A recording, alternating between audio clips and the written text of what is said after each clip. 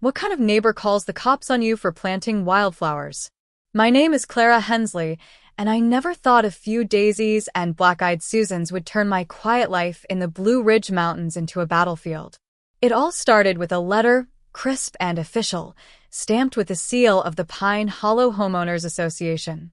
Cease and desist, it read, accusing me of violating landscaping codes with my unkempt front yard. I laughed at first. My cabin sat on 5 acres, surrounded by pines so tall they whispered secrets to the sky. Who cared about a patch of flowers? Apparently, Karen Whitmore did. She was the HOA president, a woman whose smile could curdle milk and whose clipboard was her scepter. I ignored the letter, thinking it was just Karen flexing her petty power. Big mistake. 2 weeks later, I woke to the crunch of gravel under tires and the glare of flashing lights outside my window.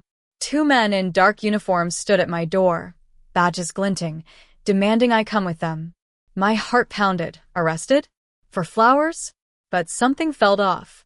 Their badges looked cheap, their uniforms ill-fitting. I didn't know it then, but Karen's vendetta had just collided with something much bigger, a live FBI training drill happening right on my land. I'd moved to Pine Hollow 3 years ago, craving solitude after a decade in DC's chaos. My cabin was my sanctuary, wooden beams, a creaky porch, and a meadow where I planted wildflowers to honor my late mother, who loved them. The HOA had no jurisdiction over my property. My land was outside their gated enclave. But Karen didn't care about boundaries. She'd been hounding me since I moved in, complaints about my gravel driveway, my old pickup, even the way I hung my laundry. To her, I was an outsider, a blemish on her perfect community. I tried to keep the peace, nodding politely at HOA meetings I wasn't required to attend, but Karen's obsession grew. She'd drive by my cabin, snapping photos, muttering about property values. I thought she was just a nuisance until those fake officers showed up. That morning, the air was crisp, the kind of autumn chill that makes your breath catch. I was sipping coffee on my porch when the black SUV rolled up, kicking up dust. The 2 men stepped out, their boots heavy on my gravel path. Clara Hensley, the taller one, barked, his badge catching the morning light. You're under arrest for trespassing and vandalism. My stomach dropped. Trespassing? On my own land? I stood, clutching my mug, my voice steady despite the tremor in my hands. You've got the wrong person. This is my property. The shorter one, with a mustache that looked glued on, smirked. Tell it to the judge. Something about their tone, too rehearsed, too eager, set my nerves on edge. I glanced past them, noticing their SUV had no official markings, just a generic logo that looked like it was printed off the internet. My gut screamed. This wasn't right. Before I could demand answers, a low hum cut through the air, a drone, buzzing like an angry hornet. Then came the shouts. FBI. Hands up. From the tree-line, figures in tactical gear emerged, rifles raised, moving with precision. The officers froze, their faces paling. I dropped my mug, the ceramic shattering on the porch. The lead agent, a woman with a sharp jaw and eyes like steel, stormed forward. Identify yourselves, she snapped at the fake cops. They stammered, their bravado crumbling. My meadow, my quiet sanctuary, had just become the stage for a federal operation. Apparently, the FBI had been using the adjacent national forest for a training drill, surveillance, mock extractions, the works. And Karen's hired goons had stumbled right into it. The fake officers, hired by Karen as I'd later learn, were actors, not even real security. She'd paid them to scare me, to force me to rip out my wildflowers and bow to her rules. But their timing couldn't have been worse. The FBI agents swarmed, cuffing the men as they babbled excuses. I stood there, heart racing, trying to process the chaos. The lead agent, Agent Torres, turned to me, her voice calm but firm. Ma'am, are you okay? I nodded, still dazed. She explained the drill, a simulated hostage rescue, planned for weeks, using my neighbor's land with their permission. My cabin, just outside the boundary, wasn't supposed to be involved. But Karen's stunt had turned it into ground zero. As the agent secured the scene, I spotted Karen's silver Lexus creeping along the road, her face pale behind the windshield. She'd been watching, probably expecting to see me dragged off in cuffs. Instead, she saw her plan implode. I locked eyes with her, and for the first time, I saw fear in her perfectly mascaraed eyes. She sped off, but I knew this wasn't over. Karen had crossed a line, and I wasn't the same quiet neighbor who'd ignored her letters. I'd spent years in DC working as a paralegal, digging through legal documents, learning how to fight battles with paper and grit. If Karen wanted a war, I'd give her one. By noon, the FBI had cleared out, leaving only tire tracks and my shattered coffee mug as evidence of the morning's chaos. I sat at my kitchen table, staring at the wildflowers outside, their petals swaying in the breeze. They weren't just flowers. They were my mother's legacy, a reminder of her laughter, her love for untamed beauty. Karen's attempt to erase them felt personal, a violation deeper than any HOA rule. I pulled out my laptop, my fingers trembling with purpose. If Karen thought she could intimidate me with fake cops, she'd underestimated me. I started digging, property records, HOA bylaws, anything I could find. Pine Hollow's HOA had no legal claim over my land, but Karen had been bending rules for years, bullying neighbors into compliance. I found complaints online, buried in obscure forums, overcharged fees, threats of liens, even rumors of forged documents. Karen wasn't just a control freak. She was a tyrant in pearls. I drove to the county clerk's office that afternoon, the air heavy with the scent of rain. The clerk, a kind woman named Marla, remembered me from when I'd bought my cabin. "Trouble with the HOA?" she asked, raising an eyebrow. I nodded, laying out my story. Marla's face darkened when I mentioned the fake officers.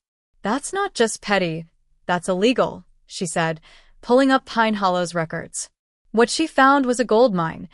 Karen's signature on documents claiming authority over properties outside the HOA's jurisdiction, including mine.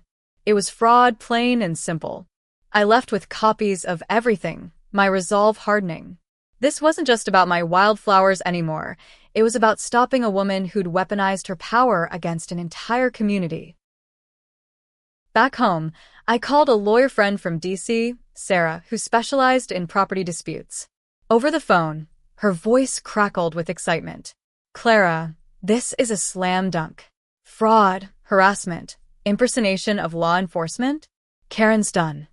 Sarah agreed to take my case pro bono, smelling a chance to expose a small-town dictator.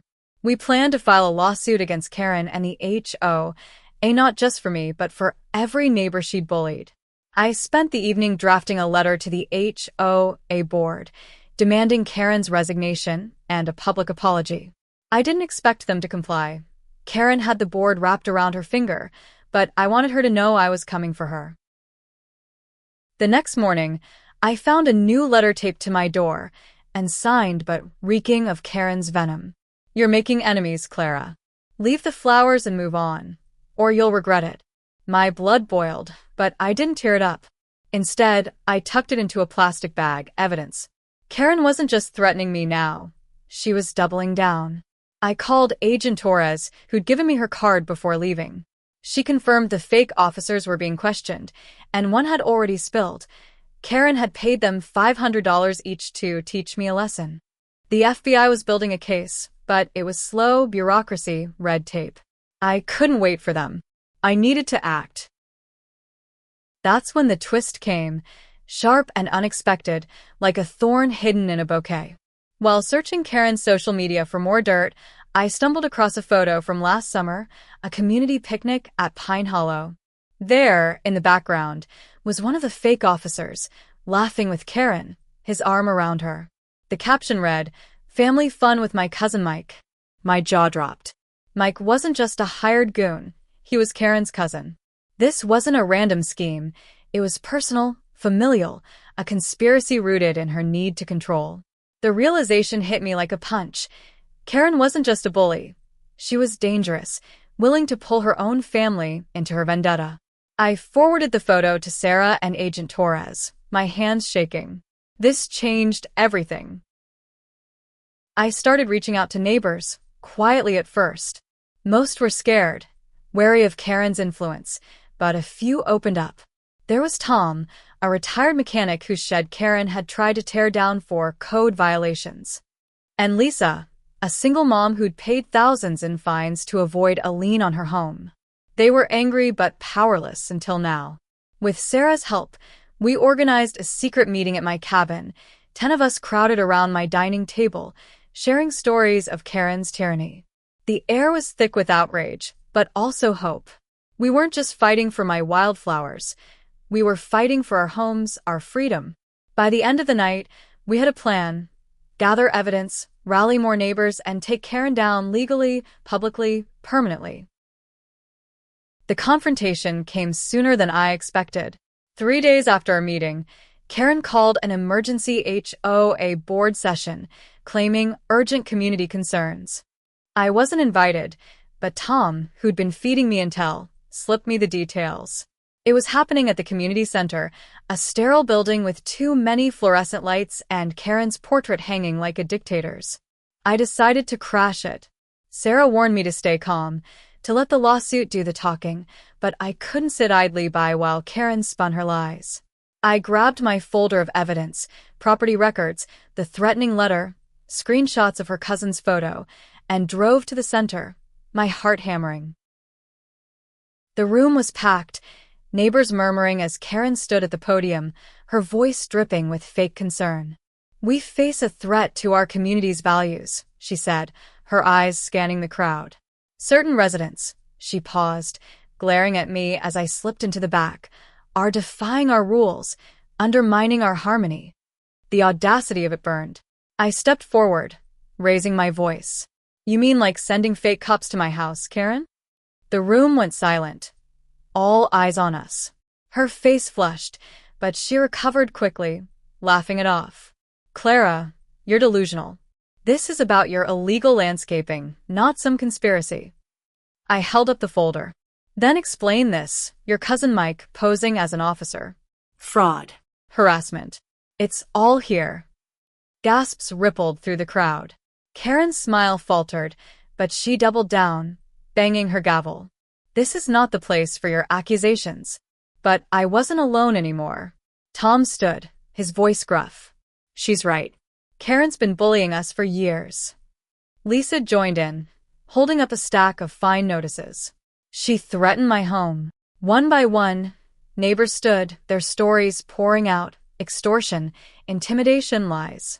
Karen's composure cracked, her voice shrill as she shouted for order. But the room was hers no longer. I saw the shift in the crowd's eyes, fear turning to fury. Then came the twist's echo, sharper now. A man in the back, quiet until now, stood up, Greg, a retired sheriff who'd moved to Pine Hollow last year. "I ran the plates on that SUV from Clara's place," he said, his voice steady. "Registered to your brother-in-law, Karen." The room erupted. Karen's cousin wasn't her only family in on it. Her brother-in-law owned the vehicle used in the fake arrest. Her web of deceit was unraveling, and she knew it. She slammed her gavel, screaming about slander, but no one listened. The board members, usually her puppets, exchanged nervous glances. I felt a surge of triumph, but it was bittersweet. This wasn't just about winning, it was about justice for everyone Karen had hurt. As the meeting dissolved into chaos, Karen stormed out, her heels clicking like gunfire. I followed her to the parking lot, not to gloat but to warn her. "It's over, Karen," I said, my voice calm but firm. "The FBI, the lawsuit, the neighbors, we're done with your games." She spun around, her face a mask of rage. "You think you've won? You're nothing, Clara. Nothing." But her voice cracked, and for the first time, I saw the truth. She was scared. Not of me, but of losing the control she'd clung to for so long. I walked away, leaving her standing alone in the dusk, her empire crumbling. Back home, I sat on my porch, watching the wildflowers glow under the moonlight. The fight wasn't over, Sarah was finalizing the lawsuit, and Agent Torres had promised to escalate the investigation into Karen's fraud. But for the first time in weeks, I felt peace. My neighbors were no longer strangers. They were allies, bound by a shared battle. We'd exposed Karen's lies, but more than that, we'd found our voices. I knew the road ahead would be tough. Court dates, depositions, maybe even retaliation. But I wasn't afraid anymore. Those wildflowers, swaying in the dark, reminded me why I was fighting, for my mother's memory, for my home, for the right to live free. The weeks that followed were a blur of legal filings and whispered rumors. Pine Hollow buzzed with tension, neighbors splitting into camps, those who stood with me and those still loyal to Karen's fading influence. Sarah worked tirelessly, building a case not just against Karen but the entire HOA board for enabling her. We uncovered more, forged signatures on contracts, misappropriated funds, even a shady deal with a landscaping company that funneled kickbacks to Karen. Each revelation was a brick pulled from her crumbling fortress. But Karen wasn't done fighting. She hired a slick lawyer from Charlotte, who sent me cease and desist letters, claiming I was defaming her. I laughed, tucking them into my growing file of evidence. She was grasping at straws. One evening, as I sorted through documents, my phone buzzed. It was Lisa, her voice trembling. "Clara, you need to see this." She sent me a video, shaky but clear, posted on a local Facebook group. It showed Karen at a bar in town, slurring her words, ranting about that hippie Clara and how she'd fix her. The twist deepened. Karen admitted on camera to hiring her cousin, laughing about how she'd planned to scare me out of Pine Hollow. The video spread like wildfire, shared by neighbors, then picked up by a local news blog. By morning, Karen's name was poison. The HOA board called an emergency meeting to distance themselves, but it was too late. Their complicity was exposed. I drove to the courthouse the next day, the video burning a hole in my pocket. Sarah met me there, her eyes gleaming. "This is it, Clara. She's done herself in." We filed for a restraining order against Karen, citing her threats and the video as evidence. The judge, a no-nonsense woman with a thick southern drawl, watched the clip in silence, her lips pursed. "Mrs. Whitmore," she said, addressing Karen's lawyer, "your client has some explaining to do." Karen wasn't there. She'd been dodging public appearances, but her absence spoke volumes. The restraining order was granted, and Sarah pushed forward with a civil suit, now expanded to include damages for emotional distress. But victory felt hollow. Karen's fall didn't erase the fear she'd instilled, the nights I'd lain awake wondering if she'd send someone else to my door. I walked through my meadow, touching the wildflowers, their petals soft against my fingers. I thought of my mother, how she'd taught me to stand tall, even when the world tried to cut me down. I wanted Karen to face justice, but I also wanted healing, for me, for Pine Hollow. That's when I decided to do something reckless. I invited the neighbors to my cabin for a bonfire, a chance to reclaim our community. 50 people showed up, bringing food, stories, and laughter. Tom played his guitar, Lisa's kids ran through the meadow, and for one night, we weren't divided. We were whole. Then came the final blow. Agent Torres called with news. The FBI had raided Karen's home, seizing documents that tied her to a network of fraud beyond Pine Hollow. Her cousin and brother-in-law were cooperating, spilling details of her schemes. The fake officer stunt was just the tip of the iceberg. Karen had been extorting money from HOAs across the county, using her connections to intimidate residents. The news hit Pine Hollow like a storm. The HOA board resigned en masse, and a new election was scheduled. Karen's house went up for sale, her Lexus gone from the driveway. She'd fled, leaving behind a community ready to rebuild. I stood on my porch that night, the stars brighter than I'd ever seen. The wildflowers swayed, untouched, a testament to my defiance. I'd won, but the cost was heavy. Trust broken, neighbors pitted against each other.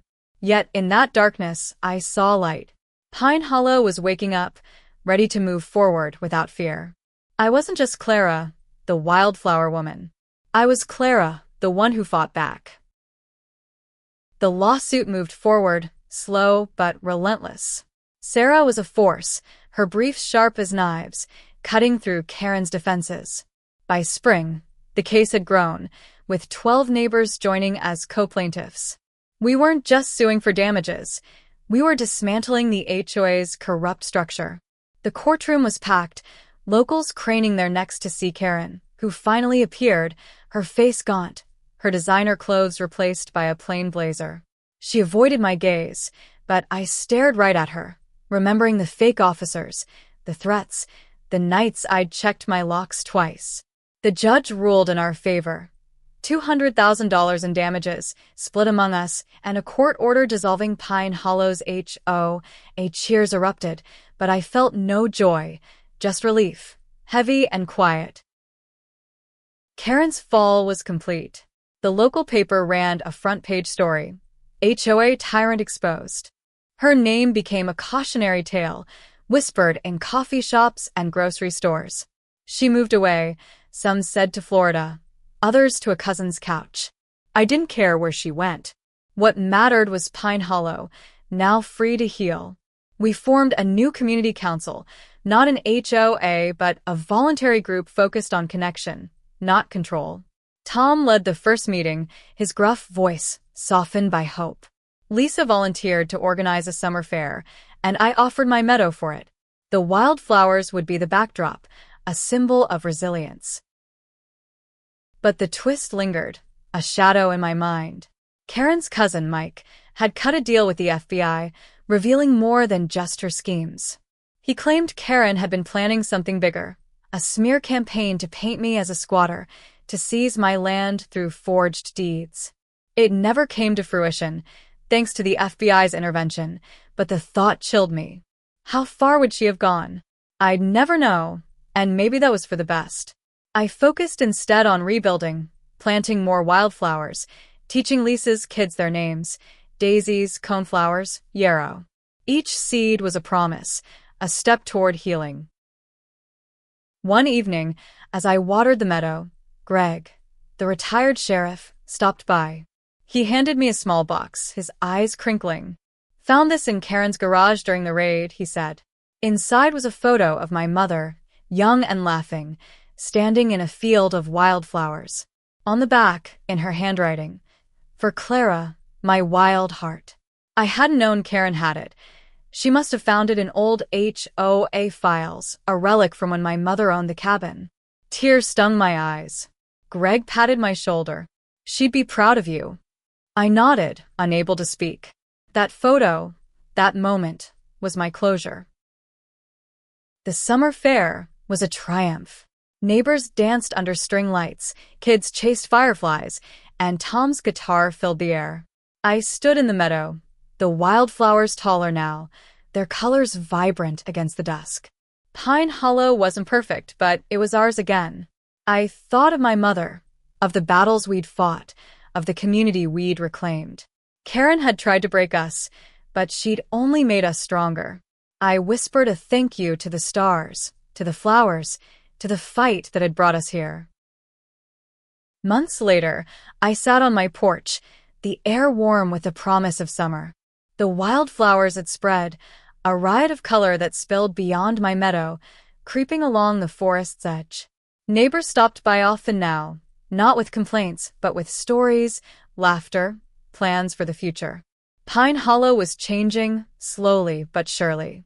The community council thrived, organizing cleanups, potlucks, even a book club that met in my cabin. Lisa's kids painted signs for the meadow, calling it Clara's Garden. I blushed at the name, but it stuck. The flowers weren't just mine anymore. They were everyone's. Sarah called with updates. The FBI's case against Karen was moving to trial, with charges of fraud, extortion, and impersonation. Her cousin and brother-in-law had turned state's evidence, ensuring she'd face real consequences. I didn't need to see her in court to feel justice had been served. The restraining order kept her away, and Pine Hollow's new spirit kept her memory at bay. But I wasn't naive. Scars lingered. Some neighbors still eyed me warily, conditioned by Karen's lies. Healing would take time, but we were trying. One morning, I found a letter in my mailbox, not from Karen, but from an old friend of my mother's, Ellen. She'd read about the lawsuit in the paper and wrote to share memories of my mother's love for wildflowers, how she'd fought her own battles against conformity. "You're her daughter, through and through," Ellen wrote. I tucked the letter next to the photo Greg had given me, a reminder of why I'd fought.